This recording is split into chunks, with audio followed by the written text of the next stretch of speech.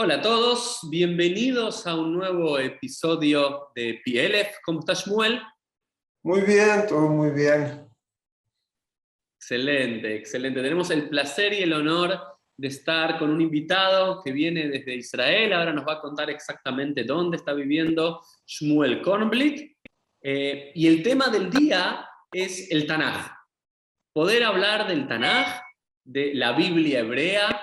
Ahora vamos a ver cómo Shmuel le gustaría que llamemos al Tanaj en español, o si el Tanaj tiene que tener una traducción al español, pero la idea es poder hablar del libro de los libros y el fundamento central del judaísmo, de la tradición judía, que es nuestro Tanaj, nuestra Biblia.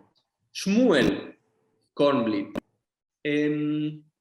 quisieras presentarte. Nos gusta saber siempre a cada uno de nuestros invitados de dónde viene su Torá, así que los invitamos a que cada uno pueda Muy bien. presentarse como desee. Muy bien. Si no me presento, no van a entender cómo llegué al proyecto. Esa es la cuestión más interesante. Shalom, mi nombre es Shmuel Kornblit. Nací en Buenos Aires. Cuando era chico iba al movimiento Beitar y hice Bar Mitzvah en la comunidad Herzliya, en el barrio de La Paternal. Y cuando era joven también iba un poco a distintas comunidades. En la edad de los 16 años ya hice Aliyá, vine a vivir a Israel, hice 1 año y medio de escuela secundaria, después hice 4 años un programa en la Tzavá que fui paracaidista, trabajé en un kibutz y estudié en la yeshiva de los kibutzim religiosos. Cuando terminé la Tzavá me fui 2 años de Shlihut en la Argentina y moré en las escuelas Shalom, Talpiot, Maimónides. Daba Parashat Shavua a un grupo de estudiantes en Emanuel, vivía en el templo Torah Bejaim del Rabbe Deri, era el Rosh de Bnei Akiva en la comunidad de Mol, de Sahdut Israel del Rabbi Oppenheimer, y a veces también enseñaba en un curso de Madrijim de Yonah y en un curso de Shlichet Tzibur que había ahí. Eso fue mi primera Shlichut cuando terminé el ejército, que hice 2 años Todo en eso la en 2 años. Argentina. Todo eso en 2 años. Shmuel, te hago una pregunta antes de continuar con... Sí.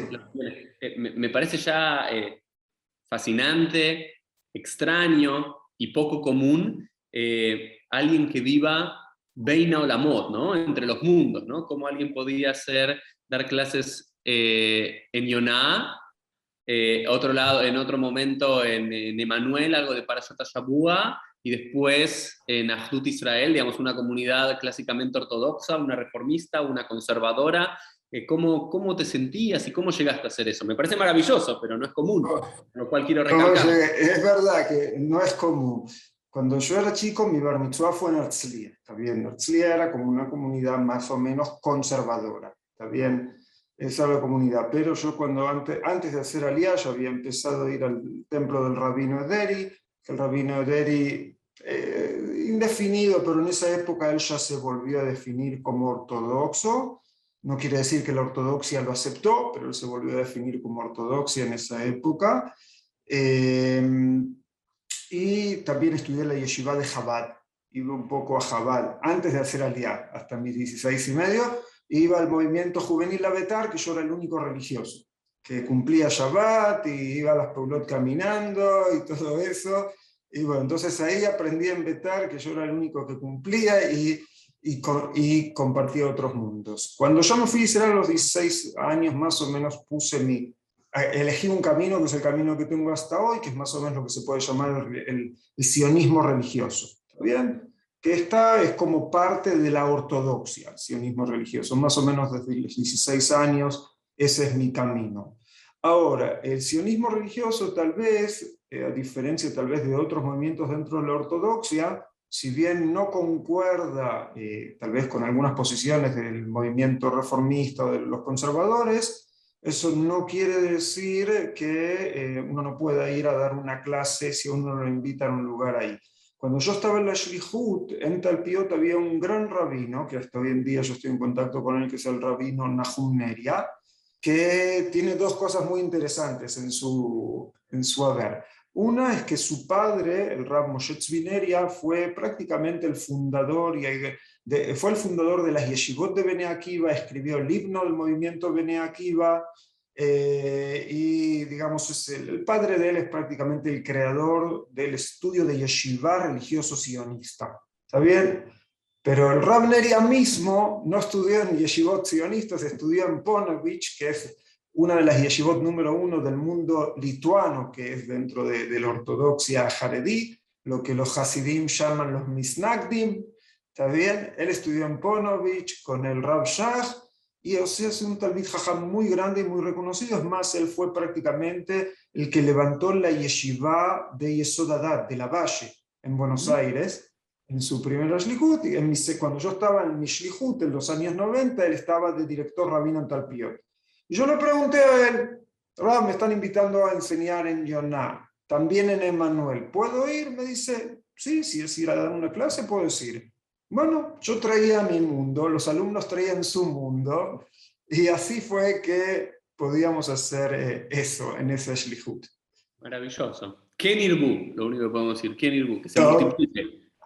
Ahora, Shmuel, continuamos con Bueno, tu biografía después para de llegar a Tanaj. eso era hasta, cuando terminé la Shlihut esta, o sea, hice el ejército, estuve 2 años en la Argentina, volví a Israel, empecé a estudiar en la Universidad de Bar Ilan durante prácticamente 8 o 9 años, que ahí hice títulos de judaísmo. Hice un primer título en el cual estudié Tanaj, Talmud, historia judía y un poco de Machshevet Israel, pensamiento judío, ese fue mi primer título, cuando a la vez hay una yeshiva dentro de la Universidad de Bar Ilan, que estudié cuando hacía mi primer título, que duró 3 años, 1 o 2 años estudié en la yeshiva mediodía, después hice un máster en Tanaj, o sea, mi maestría es en Tanaj, también de la Universidad de Bar Ilan. ¿Sobre Y qué también hice escribiste? título, ¿Sobre qué escribiste? no, ahí no escribí después, escribí cuando intenté hacer doctorado. Hice maestría No hace falta para la maestría hacer alguna tesis o tesitura, algo. No, había que hacer un estudio especial en profundidad, y hice sobre Parshanut, sobre comentar los exégetas, sobre Ibn Ezra, creo, y sobre Abarbanel. A la vez hice también título de maestro para escuelas secundarias de Talmud y Toshba, o sea, Talmud y la Torah oral. Después quise ir para doctorado, hice los estudios complementarios de doctorado en judaísmo contemporáneo, también en Bar Ilan, y ahí sí escribí un trabajo, pero no fue todo el doctorado, era como una parte del doctorado, sobre la historia de la ortodoxia judía en la Argentina. Sí. Sí, en un contexto general, o sea, viendo todo el judaísmo de Argentina, viendo lo que pasaba desde la época de los primeros pasos de la comunidad, las colonias, los movimientos, digamos, el movimiento conservador más que todo, el movimiento reformista prácticamente en la Argentina no se desarrolló más que 1 o 2 keilot. Era también ver al movimiento conservador y ver a lo que es todo los socialdeportivos, ACOA, Hebraica, Maccabi, CISAB, todo eso, y dentro de todo ese contexto ver cómo se desarrolló la ortodoxia entre la Segunda Guerra Mundial y el regreso de la democracia con Alfonsín en el 83. Eso escribí un trabajo de 100 y algo de hojas. Entonces ahí, bueno, conozco mucho el judaísmo de Argentina, no solo de lo que vivencié, sino también de todos los archivos. Fui a la Biblioteca Nacional de Israel, vi los diarios del judaísmo argentino durante 40 o 50 años seguidos, que era lo que publicaron. Fui a los archivos del movimiento sionista y vi cartas de antes de que se establezca el Estado de Israel. El profesor Shalom Rosenberg, que habrás escuchado de él, uno de los grandes de la Universidad Hebrea de Jerusalén, me dio incluso un diario del movimiento que era Bnei Akiva cuando él estaba en los años 40 en Flores. Bueno, entonces ahí aprendí mucho sobre la comunidad, en eso, en la parte académica. Durante todos esos años, a la vez estudié varios años más en la yeshiva en Bar Ilan, y estudié otros 3 años más en un Bet Midrash especial para educadores, que se llama Bet Morashá, que estudié con el rabino doctor Beni Lao, que con él estudié 3 años, y con el rabino profesor Yuda Brandes, que es hoy en día el presidente de la institución en la cual trabajo. Ahí estudié 3 años también en la misma época que hacía universidad. En esa misma época, también en forma voluntaria, un año después que volví de Argentina, creamos un movimiento de jóvenes latinos en Israel que se llama Masuá.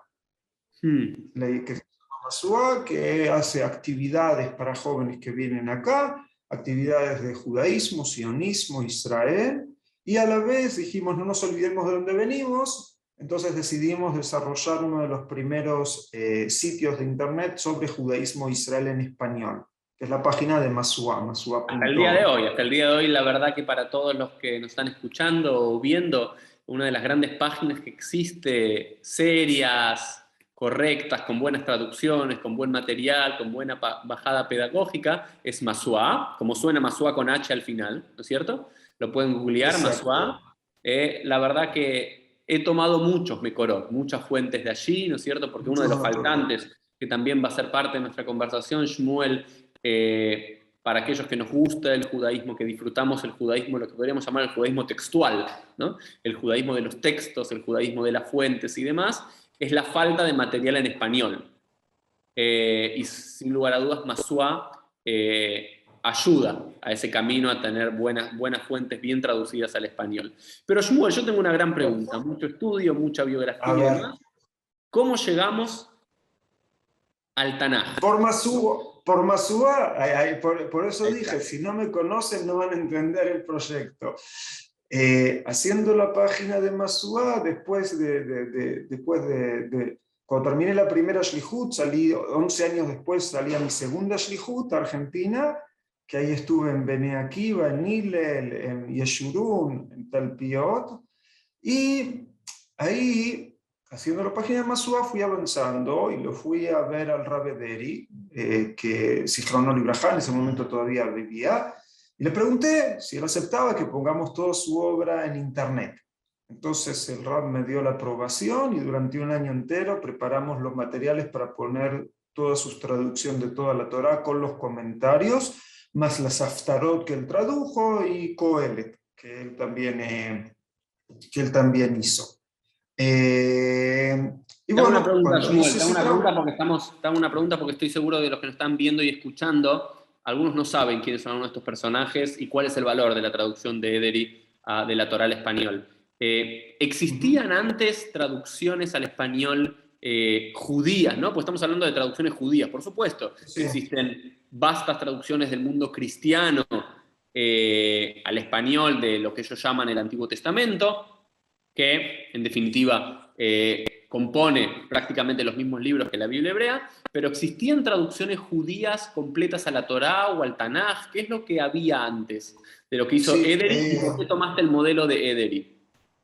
bueno, cuando el Rabbi Deri hizo esto, traducciones completas al Tanaj ya habían dos.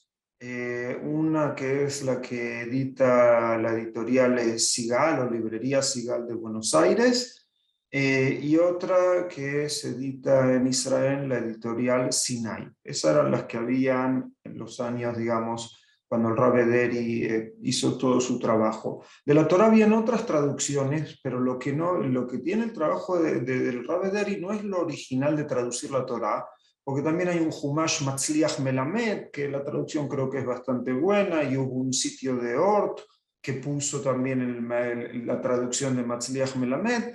El valor agregado de la obra del Rabbi Deri fue que él hizo, por primera vez se hizo en español, un compendio de los exégetas clásicos del judaísmo. O sea, el Rab lo que hizo durante 15 años, seleccionó comentarios de los exegetas clásicos del judaísmo. O sea, de una visión totalmente tradicional, por supuesto que el Rabbi Deri...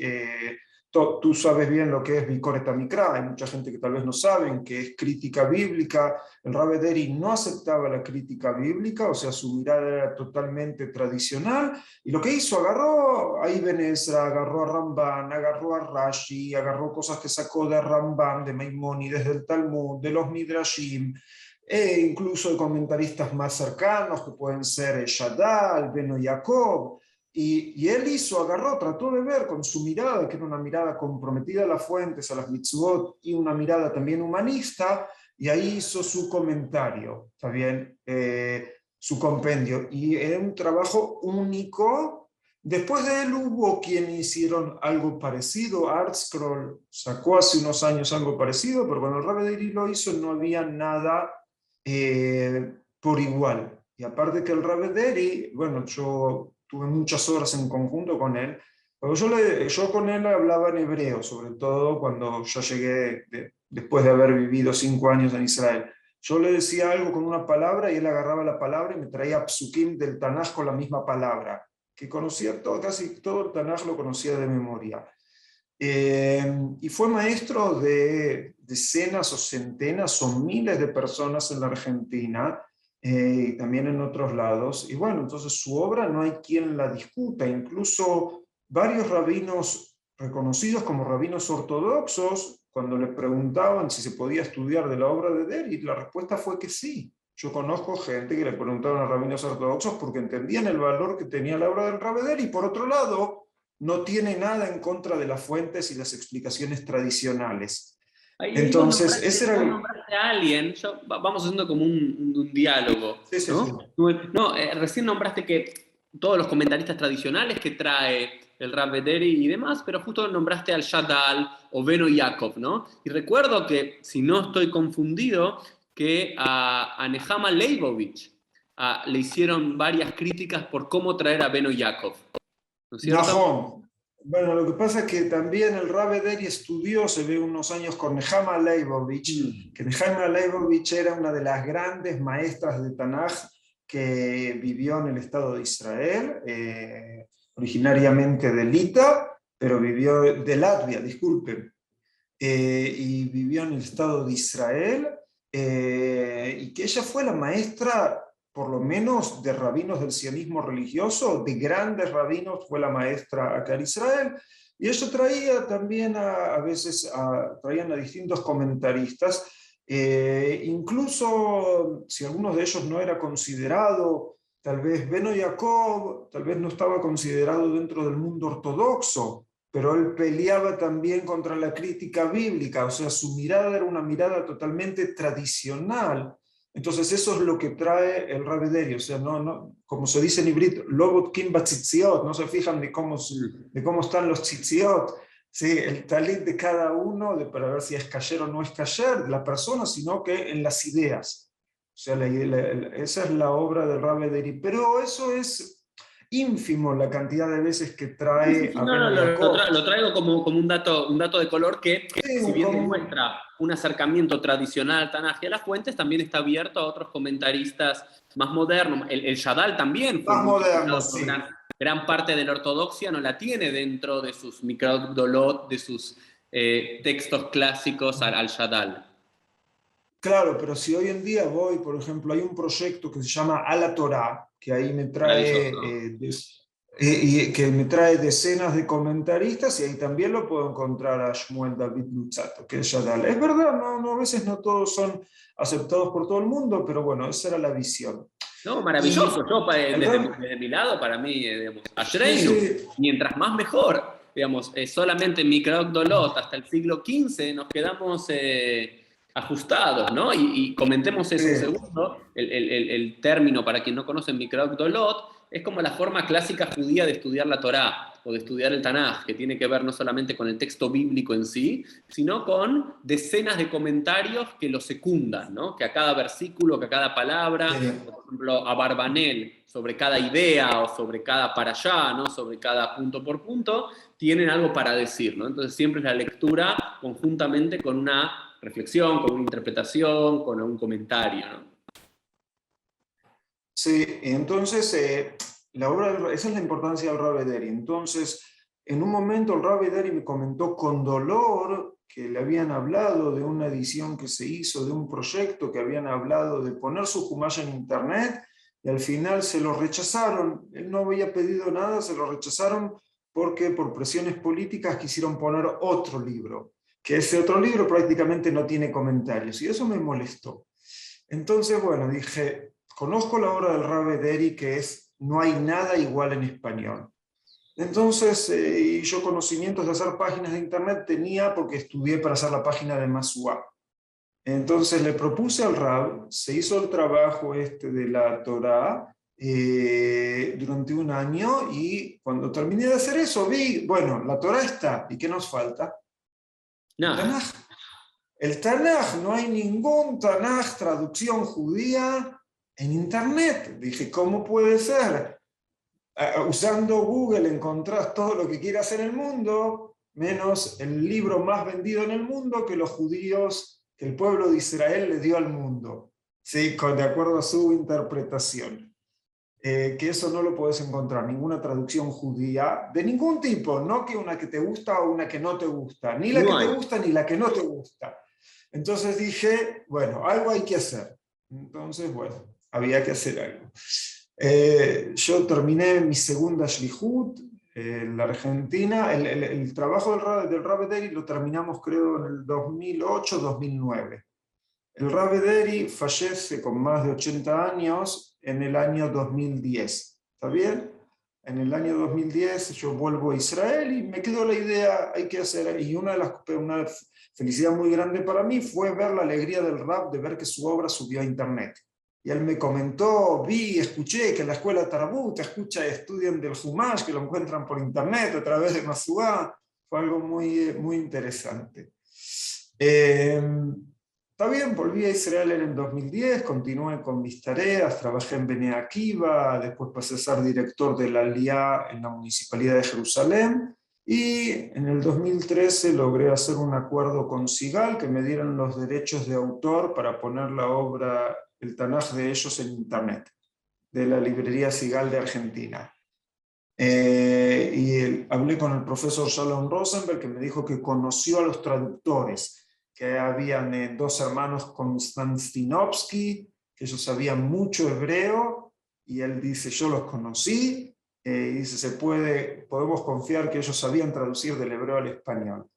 Entonces, durante casi 3 o 4 años estuvimos escaneando el Tanaj, hoja por hoja, poniéndolo en el escáner, haciéndolo reconocimiento de texto, con algunos voluntarios corrigiendo lo que sale del escáner, que no siempre sale bien. Y así más o menos iba teniendo, entre lo que escribió el Rav Ederi, más lo que sacamos de Sigal, íbamos teniendo ya la primera versión para poder poner una versión digital del Tanaj. ¿Está bien? Pero algo que Quiero hacer vimos una que... pregunta. Quienes entren hoy a la página, a Tanaj, ¿no? Que después lo vamos a poner en los comentarios en Sí, las sí. cuotas de abajo, a tanaj.es, uno puede encontrar la Punto, primera versión. La página correcta de dar es tanaj.org, y desde ahí se sale a 2 proyectos de Tanaj, que es más fácil recordar, tanaj con j.org. Ahí está, a tanaj.org. Igual después lo ponemos Sí, sí, como sí. el comentario para que lo puedan ingresar. Quiero entender, ¿la parte de Torah es la traducción de Ederi o de Sigal? No, de Ederi. La parte De de Torah Ederi, es la perfecto. traducción de Ederi. Pero ya no nos quedamos solo con eso, porque en el camino tengo un gran amigo, que es el Rabbi Yitzhak Sakal, que él trabaja en ella Torah hace muchos años, es rambamista, estudia mucho Rambam, y le gusta mucho el Pshat. Entonces él hace varios años empezó a hacer una serie de varios libros, el Rab Sakal, y entre ellos hizo traducción y comentario de Yoshua, de Shoftim, de Shirashirim, de Esrai Nehemiah, de Haggai. Entonces, todo lo que el Rab Sakal va escribiendo y va terminando, eso es lo que va entrando al proyecto y suplanta a donde hay solo el texto, que teníamos solo el texto de los Nevi'im o Ktubim sin comentarios. Porque lo que tenemos es, entonces, que ahí uno puede ver cuando hay los libros que tienen comentarios, entonces también puedo ver los comentarios. Los libros que no tienen comentario, bueno, veo solo la traducción. Ya tendrán. Ya tendrán. Entonces, eso es lo que se puede encontrar en el proyecto. Pero en un momento entendí que no iba a ser suficiente solo el texto del Tanaj. Sí, se necesitaba algo más. Entonces, en Israel, estoy hablando de hace como 6 años atrás, 5 años atrás, habían salido 2 proyectos grandes de Tanaj, uno que es el 929 y otro es el proyecto del Atar Tanaj, el sitio de Tanaj de Michel Herzog. Fui, hablé con las dos organizaciones y se pudo hacer un arreglo con Michele Herzog, con Herzog College, que tenían el sitio de Tanaj de ellos que lo habían desarrollado en hebreo. Y aparte, bueno, el sitio del Tanaj tiene algo que es único, que se hizo que el Tanaj esté en los mapas de Google, que eso es algo único y que después, bueno, tal vez dentro de un rato vamos a explicar un poco más qué es lo que tiene de No, especial hasta este momento. maravilloso, maravilloso. Bueno, entonces hasta esta parte hemos conocido un poco quién es Shmuel Kornblit, cuál es su pasión, ¿no? Me parece que tiene que ver con hacer accesible textos y literatura a los judíos de habla hispana o a los interesados en textos judíos de habla hispana, y una pasión particular por el Tanaj, por la Torá y por sus comentarios, ya sea, Shmuel, dentro de lo que nos contaste de tus estudios, y por otro lado, dentro de tus proyectos, desde Masuá, desde atanaj.org, y tenemos también algo que es algo revolucionario, que es un primer texto bíblico con traducción e interpretación judía en online, es decir, accesible a todo aquel que quiere entrar y aprender, ¿no? Y decimos que es revolucionario porque en inglés hay mucho, ¿no? Y a quien le gusta, no sé, yo siento que compartís conmigo el amor por la lectura, por el estudio y demás, y para los que leemos hebreo, hay mucho, los que leemos en inglés hay muchísimo más, incluso que en hebreo, y quien estudia español, quien sabe español, tiene poco acceso. Exacto. Entonces, muchas veces creo que lo mejor es casi lo que haces vos. No es volver a inventar la rueda, sino traducir o tomar de otras cosas que ya estaban escritas o dispersas, ¿no? Porque también otra de las cosas que yo fui descubriendo en la biblioteca del seminario rabínico es que hay un montón de literatura buena judía en español y buenas traducciones, pero dispersas y olvidadas. Claro, claro, claro. Hay muchas cosas bueno, que ese es el secreto de Internet, de poder agarrar textos canónicos, y eso también lo que intentamos durante mucho tiempo en Masuá, de tomar textos más que todo, cosas originales, lo que se llama Hombre Makor, y no un artículo sobre. Artículos sobre hay un montón de sitios, entonces eso es lo que tratamos de hacer. Sí. Volver a la fuente para que cada uno Volver a pueda la ver el fuente, texto sí, original. esa es la idea. Como un lema que, no sé, una vez el Rabbi Ederi me había dicho, lo que hacen otros no hace falta hacer. Y me parece que me quedó prendido como lema de eso, de que lo que hacen otros no hace falta hacerlos. Entonces, bueno, traté de enfocarme en lo que no había, pero bueno, también fue muy, muy difícil, ¿sí? Poder levantar el proyecto, porque es muy difícil con el tema económico y los permisos, o también hay una traducción digital del Tanaj que la hicieron no hace muchos años y no me la quisieron dar ni siquiera pagando. Dije, ¿para qué tengo que trabajar 3 años en escanear y reconocimiento de textos si ya hay algo que... pero bueno, tienen miedo de que hagan impresiones piratas y que no vendan sus libros. ¿Qué puedo hacer con eso? Su pérdida, pero la verdad que en nombre de muchos, creo que Shmuel Maguía Leja, ¿no? Te mereces un agradecimiento y Yesher Koach, ¿no? Una felicitación por todo el trabajo, el esfuerzo. A veces no lo valoramos lo suficiente, ¿no? Pero tener accesibilidad a los textos, ¿no? Porque siento, y no sé si compartís mi lectura, que quizás estamos en uno de los mejores momentos de la historia judía, por diferentes motivos. Y uno de los motivos es que hoy en día todos tenemos acceso, ¿no? Hoy el saber no está en un grupo particular, todo aquel que quiere saber puede entrar. No hace falta ser millonario para comprarse textos, ¿no? Y algo que siempre me quedó grabado en la mente es que Rashi nunca tuvo frente a sí el Talmud completo. Nunca tuvo Sí, entiendo. completo. Tenía Prakim, tenía Masechtot, que iba pidiendo diferentes yeshivot, y había muchos que en algún momento de la historia tampoco tenían un Tanaj completo. Hoy tener un Tanaj completo, incluso estamos hablando previo a la imprenta, tener un Tanaj, una Biblia hebrea completa, era para unos pocos ricos, para unas comunidades, para yeshivot. El judío promedio no lo tenía. Y hoy lo tenemos gratis en internet y traducido al español o al inglés. Es algo maravilloso. Hoy simplemente es las ganas como judío de ir a mis textos. Sí, sí, eso es verdad que hoy en día tenemos todo abierto para venir y estudiar, ¿sí? Que eso es claro. Y hay veces que gente que le cuesta entender, a veces en distintas, a veces entrevistas que tuve de esto, entonces hay gente que pone en los comentarios, ¿y dónde se compra? Y no, les cuesta entender que no se vende, que nuestro proyecto es un proyecto abierto, que todo el que quiera venir pueda venir y estudiar las fuentes. Es como la cena de Pesaj, ¿no?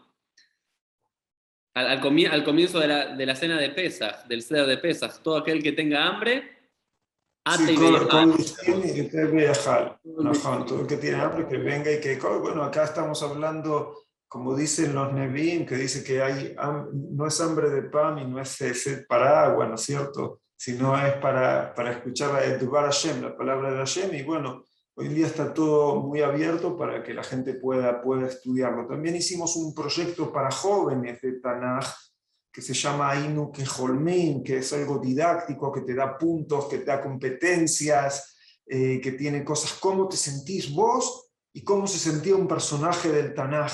O a veces te pasó algo parecido, por ejemplo, vamos a dar un ejemplo para que sea claro. En el capítulo 2 de Yoshua, del libro de Josué, está la historia de que Yoshua manda los espías a la ciudad de Jericó. Y los espías van a la casa de Rahab. Finalmente Rahab, esta mujer, salva a los espías y ellos le prometen que van a salvar a la familia de ella. O sea, ella hizo un favor y le retribuyeron el favor. Entonces ahí, por ejemplo, en este proyecto que es para los jóvenes, que se llama Inuke Holmin, tiene una pregunta, ¿no?, que le hace a los que los lean. ¿Alguna vez te pasó que le hiciste un favor a alguien y ese favor te volvió a ti? A Rahab su favor le volvió. ¿A vos te pasó algo parecido? O en el capítulo 1 de Yoshua, la frase, digamos, Milot Manjot, las frases claves ahí son Hazak Be'ematz, ¿no es cierto? Que a Yoshua se lo fortalece con todo lo que tenía que hacer, tenía que sustituirlo a Moshe, tenía que conquistar la tierra, tenía que entrar con el pueblo a Eretz Cnan. Entonces ahí dice 4 veces Hazak Be'ematz. Y cuando alguien le dice en todo el tiempo, sé fuerte y valiente, sé fuerte y valiente, sé fuerte y valiente, quiere decir que algo está fallando en lo fuerte y valiente, si no, no le dicen tantas veces, ¿no es cierto?, sé fuerte y valiente. Entonces, ahí en ese capítulo, ahí pregunta, ¿qué palabras que te dicen a vos a veces te fortalece? ¿O dónde estás vos cuando necesitas de alguien? ¿Entendés? Como que el Tanaj no solo lo que le pasó al pueblo de Israel hace 3.400 años, 3.300 años, sino como le pasaba a ellos y te pasa a vos. Y la conexión del Tanaj con Medinat Israel y Gidonim, y bueno, que eso es algo más dinámico ya para estudiar Tanaj. También también hablando de Tanaj, ahora estamos desarrollando un programa a nivel mundial de cómo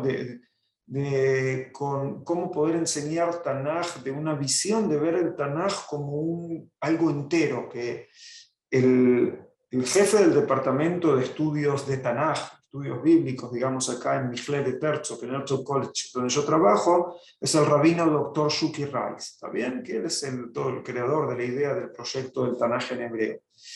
Y con él hicimos un curso académico, tenemos un curso de Morim que se llama Rimonim, que damos títulos para maestros a gente que estudia en toda Latinoamérica, ¿no? Entonces ahí hicimos un curso que él lo llama Tanaj a la Retzef, que podría, si lo traducimos como la continuidad del Tanaj, y trata de ver como una línea de cómo todo el Tanaj avanza desde Bereshit, pasando por todo el Humash, pasando por Nevi'im y Ktuvim, y de cómo que hay algo entero y que algo se continúa. Entonces ahora estamos también tratando de ver de cómo puedo ver el Tanaj como la historia, por lo menos la historia de la época antigua del pueblo de Israel, como una continuidad que viene a darme valores para el día de hoy también. O sea que lo del Tanaj estamos... Bueno, luego de un problema técnico volvemos acá a Pieles y seguimos disfrutando de la charla con Shmuel Kornblit y su gran proyecto de acercamiento al Tanaj, a la era digital y al acercamiento.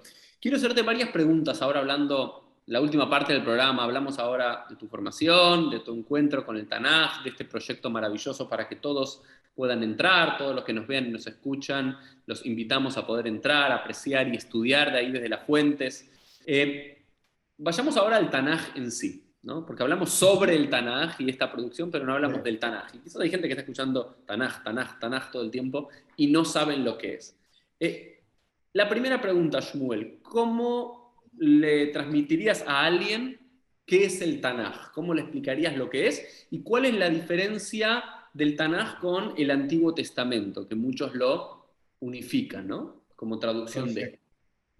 Bueno, el Tanaj son, digamos, son los valores y el mensaje y los preceptos del pueblo de Israel, por un lado. Ahí es donde tenemos todo el desarrollo de nuestro pueblo, incluso el desarrollo de la humanidad, como el Tanaj lo representa, que son los comienzos con la enseñanza de Adán y Eva, Caín y Evel, Noah, la Torre de Babel, ¿sí? Todas esas cosas que tenemos ahí. Y después el desarrollo del pueblo de Israel a través de los patriarcas y todo lo que es la salida de Egipto y la entrega de la Torá y el camino hacia Israel, que eso es lo que tenemos en la Torá. ¿Está bien? Y la Torá es tenemos historias que tienen un valor, que tienen valores que podemos aprender de ellos, valores generales, y también tenemos mitzvot. No todo lo que está escrito en la Torá son mitzvot, y no todo lo que está escrito en la Torá son historias. Hay mitzvot y hay historias. Tenemos las dos cosas, y lo más importante es que podamos comprender primero y conocer como judíos, más allá de lo que cada uno cumple o no cumple del judaísmo, pero por lo menos conozcamos como judíos nuestras fuentes y qué es lo que las mismas tienen que dar y que son la base de toda vida judía, porque la vida judía hoy en día nosotros muchas veces dicen, ¿qué es el judaísmo? Una forma de vida. Entonces, si es una forma de vida hay que vivirla. ¿Y cómo se la vive? Bueno, los judíos la vemos de acuerdo a la interpretación del Talmud. Dentro de poco Hanukkah. Nosotros, ¿cómo prendemos las velas de Hanukkah? No cada uno como quiere. Bueno, el Talmud me habla de una discusión de Bet Shammai y Bet Hillel, de Bet Shammai, que el primer día 8, el segundo 7 y cada día se prenden menos velas, y Bet Hillel dicen, se va Mosif Beolej, o sea, cuando hay luz siempre hay que aumentar la luz, el primer día de Hanukkah una vela, el segundo dos. Bueno, o sea, la tradición judía está basada en esa, pero ¿en qué se basa también? En que la Torah nos dice que cuando tengamos una duda, preguntamos a los sabios. Entonces la Torah es también lo que le da el poder a los sabios de Israel para marcar o designar cómo es la traducción judía. En Parashat Shoftim, en el libro de Deuteronomio, en Devarim, ahí dice, ¿no es cierto? Cuando hay una pregunta, Bendam le dan, Bendim le dim, Benega le nega, dice, cuando hay una diferencia uno no sabe cómo hacer con distintas leyes, dice Becanta, Bealita, la Shofeta, que en la Cohen, la Shofeta, Ayer Yeva y Amimaem, que uno tiene que ir al Cohen o al juez que va a estar en sus días, y bueno, nosotros que la Torah también no solo son las primeras historias del pueblo, las primeras historias del mundo, del pueblo de Israel y los preceptos del pueblo de Israel, sino también es la fuente que le da el poder a los sabios del pueblo de Israel por generaciones para interpretar, ¿sí? Para interpretar la Torá.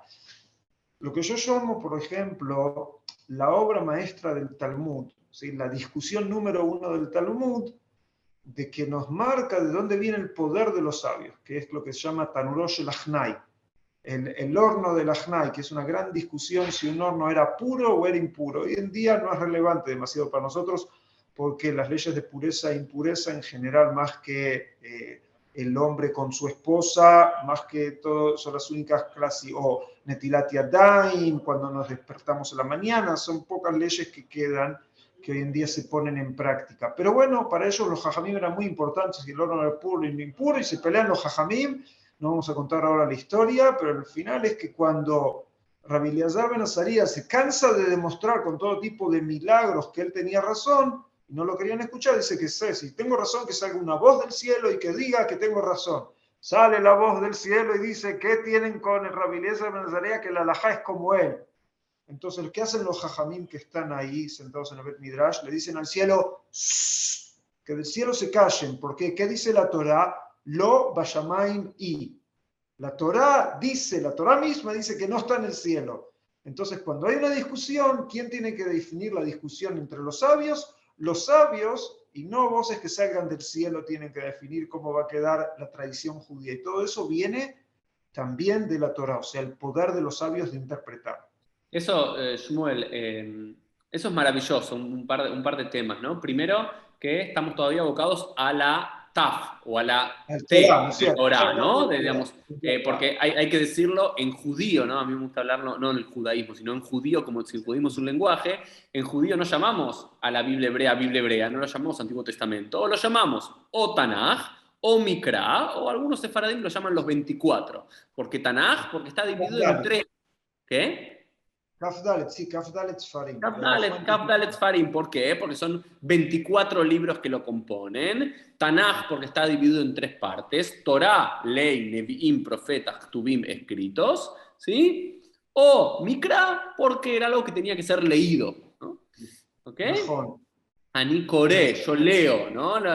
Digamos, era leído en público. Pero algo bastante interesante acá de lo que planteas es que ya la forma que tiene Rabbi Yoshua, si no me equivoco, de interpretarlo, vaya Maimí, ahí en la Gemara, claramente no es lo que uno diría el Pshutosh el Mikra. Uno diría que no es No, no el es sentido una frase. literal, porque claramente si uno lee ese fragmento, que lo leemos siempre justo antes de Rosh Hashanah, hay dos interpretaciones rabínicas clásicas. O habla de la mitzvah de Teshuvah, que la Teshuvah no está en los cielos y no está al otro lado del río, es decir, volver en arrepentimiento es algo que está cercano a ti si te animás, o bien la Torah en sí como un todo, no que Dios no tenés participación en esto. Entonces, siempre Claro, también tenemos una lectura, hay que enfatizarlo, una lectura judía rabínica que es una lectura casi, no sé, llamémosla, libre, creativa del Tanaj.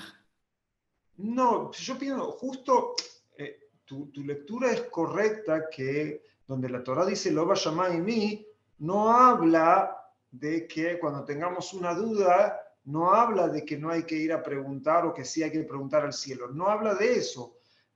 Para mí, la discusión esa de Ternuros Lajnai la podían solucionar sin traer esto. Simplemente como salió una voz del cielo, le contestan, la Torah no está en el cielo. Tal vez hay algo que se llama Mihzure Mechza, que algo que falta, ¿sí? Que a veces fuentes de la Mishnah o fuentes del Talmud que quieren decir algo y falta. ¿Qué es lo que falta? Ahí tienen que decir, no nos tienen que decir de cómo el cielo, de cómo interpretar la Torah, porque la Torah misma dice que cuando hay una duda hay que ir a los sabios que tenés en esos días. Los sabios de estos días somos nosotros y hay que ser de acuerdo a la mayoría.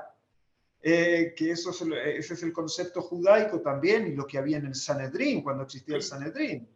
Que tampoco lo dice. Eso es lo que es maravilloso de esa historia, porque cuando Najón, citan después a Jarei Rabim Leatot, ¿sí? Si vamos a ese versículo en Shmot, en Éxodo, ¿sí?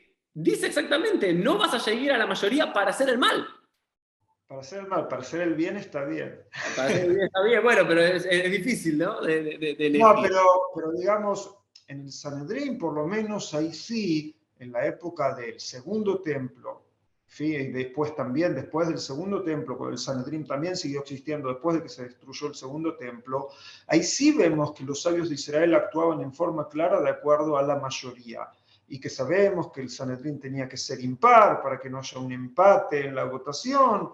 O sea, como que todos los miembros del Sanedrín de una manera tenían voz y voto. ¿Está bien? Sí, Eso en era el lo que Talmud era. aparece muchas veces el concepto de Gambru Benimnu, ¿no? O digamos, Najón, que que eso lo usaba. votaron y contaron, ¿no? Najón, exactamente. Pero bueno, si volvemos a tu pregunta, lo de Tanaj, así no nos vamos tan lejos. Entonces, la Torah, expliqué, es la esencia de los valores que transmite desde desde la creación del mundo, pasando por los patriarcas, la salida de Egipto y el camino a Israel, al pueblo de Israel y al mundo. Y los preceptos que están ahí son para el pueblo de Israel. Los valores pueden ser también para todo el mundo que los quieran aceptar. Eso es la Torah.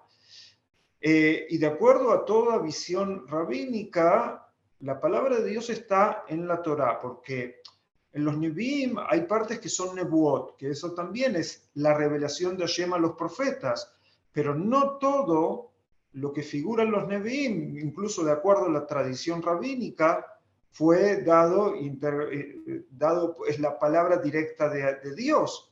Está la nebuá, que la nebuá sí podemos decir es la palabra directa, pero en los Nevi'im, yo agarro el libro de Melahim, por ejemplo, de Reyes, prácticamente no hay nebuot en el libro de Melahim.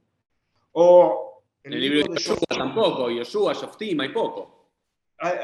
digamos, pocas cosas que Hashem le habla a alguien, pero dentro de esos libros hay partes que fueron reveladas por Hashem y otras cosas que se nos cuenta de la época. Incluso el Talmud pregunta, ¿quién escribe el libro de Yoshua? ¿Quién escribe el libro de Shmuel? También, ¿quién escribe el libro de Melahim? O sea, el Talmud mismo ya lo da por sentado, esto no vino por revelación completa de Dios, sino alguien fue y lo escribió. Que hay nebuá. Y los ktubim, que son los escritos, ahí ni siquiera hay nebuá, ni siquiera hay revelación divina, sino que ahí fueron escritos con Ruach HaKodesh, con inspiración divina. Pero Entonces, no hay revelación. No hay simplemente revelación.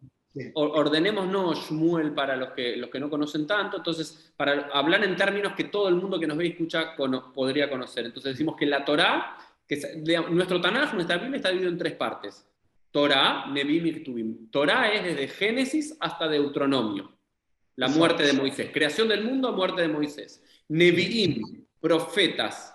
Abre con el libro de Josué, con el libro de Yoshua, que es la conquista de la tierra de Israel. ¿Y con qué cierra? Que está al final. Termina con Treazar, que son los profetas chicos, que hay libros chiquitos, los que todo el mundo que está en las fuentes o que va al Betacneset conoce Yoná, ¿no es cierto? Que Yoná es la Haftará que leemos en Yom Kippur, la tarde de Yom Kippur.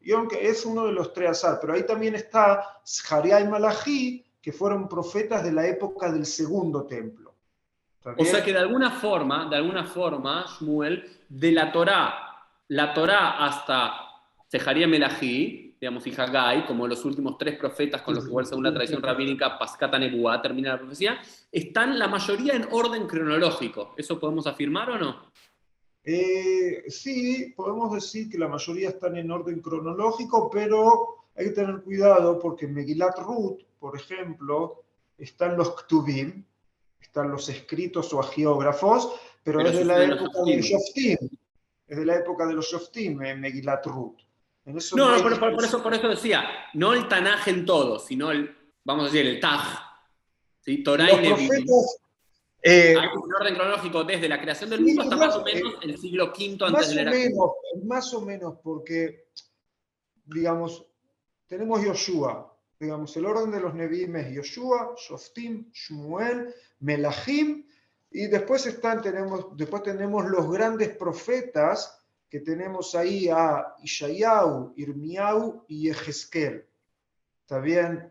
Pero a Ishayahu cubre un periodo muy largo de tiempo y Yehezkel está en la época del primer templo y segundo templo, pero hay libros que están en los Treazar, en los 12 libros pequeños, que 100% están antes que Yehezkel. Por ejemplo, Amós. Amós nos habla del reinado de Israel. El reinado de Israel. O sea, el reinado de Israel que se separó. Un poco de historia, ¿está bien? El pueblo de Israel entran con Yoshua a la tierra de Israel aproximadamente hace 3.300 años, y si queremos ir en años, en siglo, podemos decir más o menos siglo XII, siglo XIII antes de la era común. Después, ahí entran con Yoshua, viene la época del Shoftim, viene David Amelech, y el Tanaj nos dice un dato muy interesante, que nos habla del templo de Shlomo, que fue construido 480 años luego de la salida de Egipto. ¿Está bien? Entonces tenemos salida de Egipto, si es en el siglo más o menos 13, en el siglo 9, más o menos tenemos a Shlomo Amelech. Sabemos que, si mal no me equivoco, cuando muere el rey Shlomo en el año menos 931. Gracias, Urián. En menos 931 se muere el rey Shlomo, su hijo Rehabam no sabe dominar una situación que le plantean, y como la consecuencia fue que hubo una revuelta contra el hijo de Shlomo, se dividen 10 tribus por un lado, el resto por el otro, y quedan divididos como dos regiones. Abajo Yehudá o Judea y arriba Israel. ¿Está bien? Israel dura aproximadamente casi 200 años. Y en el menos 722 los asirios conquistan Israel y los mandan al exilio, y es lo que conocemos como las 10 tribus perdidas o exiliadas. El profeta Amós habla, ¿está bien? Habla, hay ciertos profetas que tenemos Amós, tenemos a Osea, que nos hablan de esos periodos, ¿está bien? Nos hablan de esos periodos. ¿Qué vengo a decir tal vez? Que el profeta Yehezkel viene mucho después que ellos y está antes. Sí, ¿Está sí, bien? pero eso me parece que hay que enfatizar. Podemos ir, sí, técnicamente, que es de Bereshit, desde el Génesis, hasta el segundo libro de Melahim, el segundo libro de Reyes, sí hay una cronología casi 100%. precisa. Ahí Después, sí. la segunda parte, lo que en judío llamamos, digamos, Nebim Achronim, últimos profetas, no es porque son últimos, porque la primera parte de los profetas no son profetas. Exacto. Los grandes profetas están en un principio, que eso es lo que nosotros conocemos como Ishayahu, Irmiyahu y Yehezkel, que sí están como un orden cronológico, porque Ishayahu nos está hablando la época también que los asirios intentan conquistar Judea. Él está con el rey Hizkiyahu, y que le dice que no se tenían que rendir a los asirios, y se salvan de esa conquista. Irmiyahu es la época de la destrucción del segundo templo, y Yehezkel nace, se ve en una familia de Kohanim que vive en Israel, pero después está en Babilonia. Hasta ahí sí hay un orden. Después tenemos Osea, Yoel, Amós, Obadiah, Yoná, Mijá, Nahum, Habacuc, pero después sí, esto termina con los profetas Haggai, Zechariah y Malachi, sí podemos ver como un tipo de orden cronológico hasta ahí. Un dato más, cuando llamamos al Tanaj Hafdalet o los 24 en hebreo, hay que hacer referencia a que hay muchos que hoy podrían contar cuántos libros que hay en el Tanaj y decirte Shmuel, pero hay muchos Hoy más que 24, ¿no? 39. 39. Entonces, los judíos siempre nos gustan los descuentos, pero ¿cómo llegamos acá ya de 39 a 24? Shmuel, contanos eso. Los Treazar, los 12 chiquitos son uno. Tomen en cuenta que Porque antes, estaban como en una Megilá, ¿no? Estaban en un solo en rollo. una Megilá, ¿no? Por ejemplo, Obadiah ¿cuántos capítulos es Obadiah? Uno solo. Es el libro de un capítulo. Entonces no se iban a gastar un rollo entero para un capítulo, En ¿no? Ayudim Entonces, Baim, no sé si te gusta Shmuel o disfrutás de no lo Ayudim. veo. ¿No lo ves? No. Hay un capítulo maravilloso sobre Obadiah que se siente, dice, pero Yeshayahu le dieron como 55 capítulos, Claro, se hace solo. Obadiah bueno, ahí tenemos 12 que son uno. Después, la división Shmuel 1, Shmuel 2, Reyes 1, Reyes 2, Crónica 1, Crónica 2. Esto parece ser que es división cristiana cuando querían imprimir el Tanaj. Y que tiene también que Shmuel Aleph habla es Shaul, Shmuel Bet más que todo es David, ¿sí? Que es un tipo, que es una división más que todo ideológica.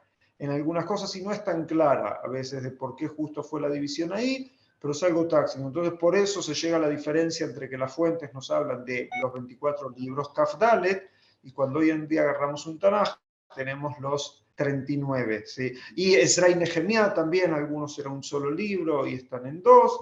Esa es por eso la diferencia numérica. Entonces, explicamos Torah, explicamos Nebim, nos quedan Ktubim. O sea que se lo traduce o como agiógrafos o como los escritos.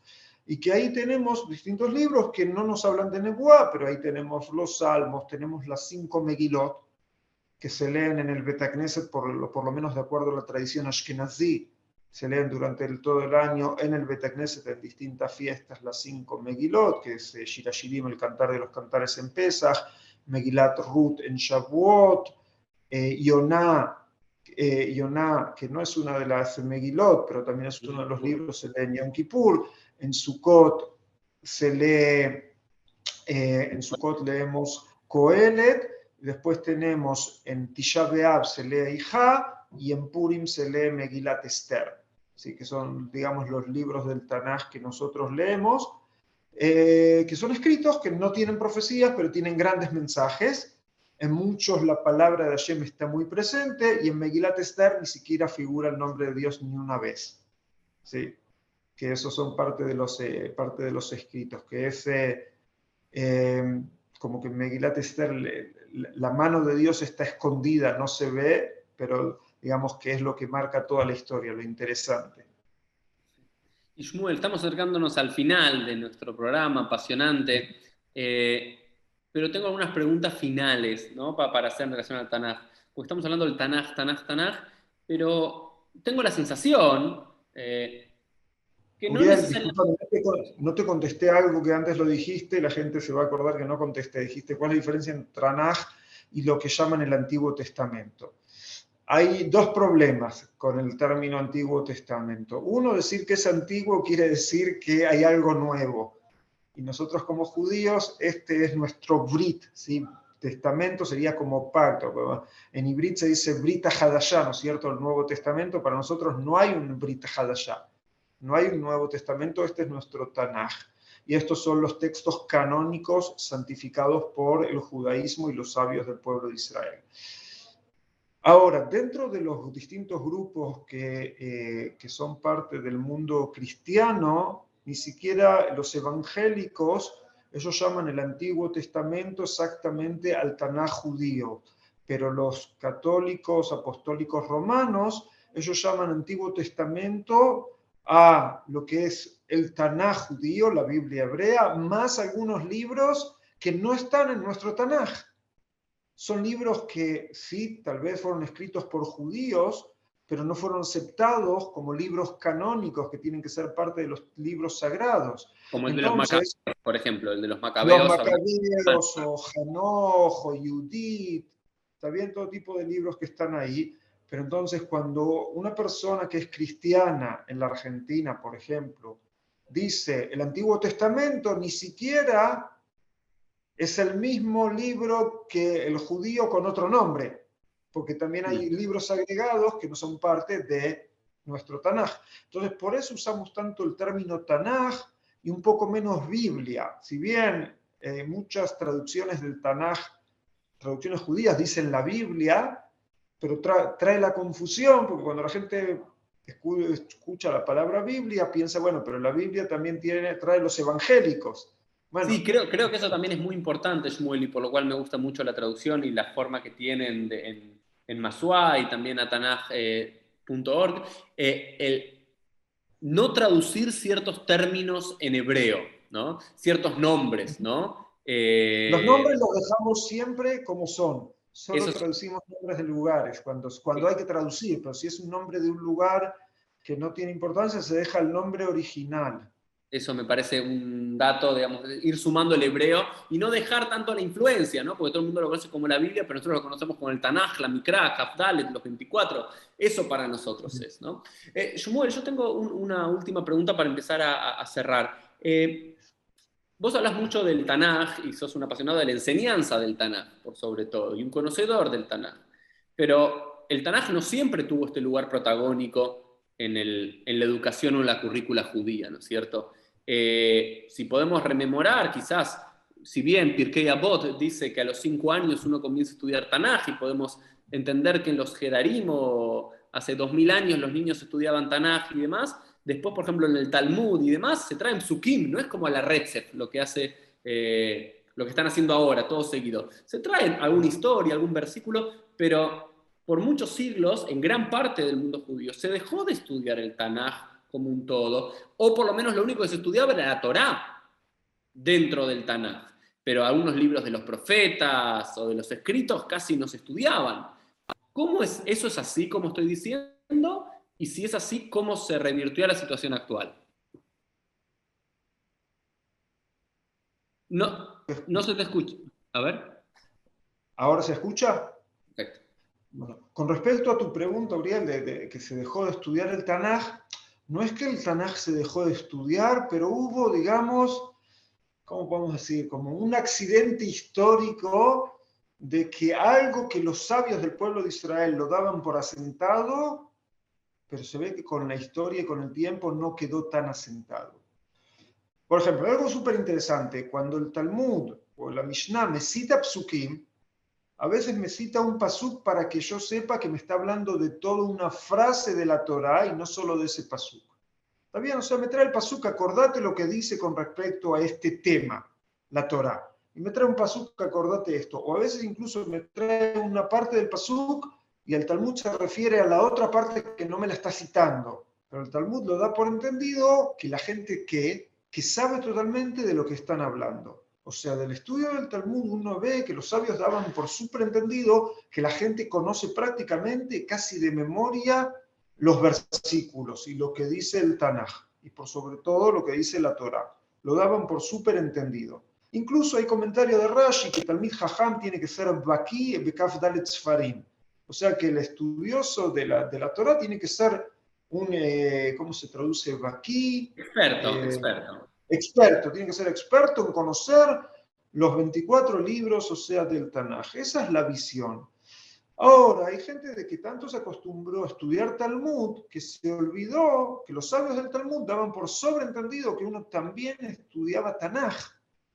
Entonces, bueno, hay gente que lamentablemente va en el Talmud, que trata de traer las pruebas de la Torá, pero ni siquiera han leído una vez entera toda la Torá. O viene el Talmud y me trae pruebas de los Nevi'im, y me trae un pasuk de algún lado, pero no conocen la historia, si no está en la Haftará, que es lo que se lee en la Beta Knesset, mucha gente que tal vez estudia el Talmud no conoce lo que dice el Tanaj, entonces es prácticamente algo inconcebible de que se quiera poner tanto énfasis en el Talmud sin conocer y sin conocer las historias que nos trae el Tanaj y los mensajes que nos trae el Tanaj. Por otro lado, en el Estado de Israel, el Tanaj pasa a ser lo que une a todos los judíos, más allá del nivel religioso que tengan, que todos se identifican con el Tanaj. Porque en Israel el que no es religioso le cuesta más identificarse con el Talmud, cuando el Talmud es cómo se interpretan las mitzvot de la Torá, y ya que me está hablando de cómo se interpretan las mitzvot de la Torá, me habla de un montón de cosas más, el Talmud, pero trata de interpretar las mitzvot, de cómo se cumple. Entonces el que hoy en día no se ve como comprometido al cumplimiento de las mitzvot le habla menos, pero el Tanaj es como la base, y como se conocen las historias de la Tzionut, de Ben Gurión, de el Tarmil, de los Mefakdim del Palmaj y de la Ganá con el Tanaj adentro, cuando sos Hayal en el Estado de Israel, jurás por el Sí, Estado. hay una recuperación quizás desde el siglo XIX, por un lado desde el secularismo judío o desde el hebraísmo iluminista judío europeo y también de la Tzionut, del sionismo, del Tanaj como libro de referencia para nuestras currículas, tanto más que el Talmud, porque en una yeshiva en Ponevich, ¿okay? Se sigue estudiando mucho más Talmud que quizás en una mahlaká de Datín Leumim, que se le da importancia al Talmud, pero también al Tanaj. Bueno, esa es una, tal vez se estudia, hay yeshivot que se estudia prácticamente únicamente Talmud, y hay yeshivot que el Tanaj tiene también una parte importante, y hay yeshivot que no se estudian Tanaj, pero también ven que es importante conocer por lo menos el Tanaj, y sí recomiendo que los alumnos en su tiempo tal vez que no estudien y lo conozcan, ¿está bien? Pero bueno, es una tarea educativa, eso tratamos de hacer, para que todo el que quiera pueda tener las fuentes en sus manos, como antes dijiste. Maravilloso. Y como nos dice el Midrash, la Torá fue entregada en el desierto, en el Midbar, para que sea gratuita, esté disponible para todos. Así que quizás por primera Para vez en todos. realmente tu organización o Cefaria u otras organizaciones realmente que son maravillosas lo están haciendo realidad, ¿no? Lo que era ese Midrash, esa utopía o ese mensaje, que esté disponible para todos la Torá. Así que maravilloso, Shmuel. Shmuel, terminamos con unas preguntas, así un ping-pong que hacemos. Tratemos, ¿sí? Y vamos a hablar más de Tanaj que de otra cosa. ¿Tu personaje del Tanaj favorito? Oh, buena pregunta. Personaje del Tanaj favorito, todo tiene que ser rápido. Tal vez se puede decir David Amelech. Tu libro del Tanaj, del Hafdalet, de los 24 libros. Tu libro así de cabecera. Pienso que es Bereshit, que tiene tantos mensajes, tantos valores que se pueden aprender de ahí. Tu Parshan, tu intérprete favorito. Intérprete favorito, Mira, me gusta mucho el Rav Shimshon Rafael Hirsch, trae grandes ideas de psicología, de ciencias políticas del mundo moderno y algo excelente, por su comentario escrito en el siglo XIX, es algo excepcional. ¿Tu Hag preferido, tu festividad judía preferida? Eso no sé, eso mis hijas siempre hacen esa pregunta, ¿qué hag es el hag favorito? Pero no sé, puede ser que Sukkot me gusta mucho, hay mucha naturaleza, hacer la sukkah, los arbat minim, los 4 especies tienen algo de especial. Tenemos Tariag Mitzvot, tenemos 613 mandamientos, pero hay algunos que nos llaman más al corazón que a otros. ¿Cuál sería tu mitzvah? ¿Cuál es la mitzvah que más me gusta? Tal vez, no sé, puede ser que es el estudio de la Torá, el estudio y transmitir la Torá, que que eso es una de las cosas que es muy importante, porque eso es la base, en base a eso podemos crecer, podemos aprender más, podemos acercarnos, Si podrías que es volver a un... como se dice Talmud Torá, ¿no es cierto? En la mañana Kulam. se dice esto como parte de la tefilá prácticamente, Talmud Torá que Neget Kulam, que el estudio de la Torá está como abarca o está frente a casi todas las otras mitzvot juntas. Si pudieses volver a pasar un Shabbatón, una semana, un día, en algún momento de la historia judía, ¿dónde te gustaría caer como Eso, paracaidista? eso lo pensé muchas veces. Cuando uno estudia las fuentes y ve tantas peleas que hay, tantas separaciones que hay, me hubiera sentado ahí al lado de Moshe Rabenu para escribir la mayor cantidad de explicaciones que hay que ahorren divisiones o discusiones eternas dentro del pueblo de Israel, pero eso es peligroso porque si uno estaría atrás, ¿qué harían generaciones y generaciones que eso fue lo que se dedicaron, ¿no es cierto?, a discutir las fuentes y cómo interpretar? Me Sí, gustaría, pero tengo miedo de hacer algo que ¿Y con algún personaje de la historia judía que no esté vivo que te gustaría tomar un café? tal vez con Rambam, con Maimónides. Y a Harón Habib, nuestro programa lo ven muchos judíos, pero también muchos no judíos interesados en el judaísmo y en nuestras fuentes, como sabrá Shmuel. ¿Algún mensaje judío para el mundo, para la humanidad? Sí, que bueno, que la idea que traen en la Torá y que tienen los Nevi'im es que los mensajes acá son para todo el mundo, no son solo para el pueblo judío. Si bien la Torá nos habla de mitzvot para el pueblo judío, pero los mensajes son para todo el mundo. Incluso se nos habla que la postremidad de los días vendrán todos los pueblos a Zion y escucharán. También tenemos Ishayahu porque de Zion, que Zion es Jerusalén, donde yo vivo, donde estoy, hoy en día, que desde acá va a salir la palabra de Dios y el mensaje, pero ahí no dice que vendrán a Sion y se quedarán a vivir acá o que serán judíos, sino que la idea del mensaje y los valores son para todo el mundo y no solo para el pueblo de Israel. Maravilloso. Shmuel, desde los que hacemos PLF, te agradecemos mucho, en nombre mío y también en nombre de Elo, que sé que lo conoces a él, que tenés alguna relación con él, así que te agradecemos por tu tiempo y por tu Torá y por todo lo que haces por Am Israel y por todo este proyecto maravilloso. Y todos nos vemos en un próximo episodio de PLF. Chau, chau. Chao, chao, hasta luego.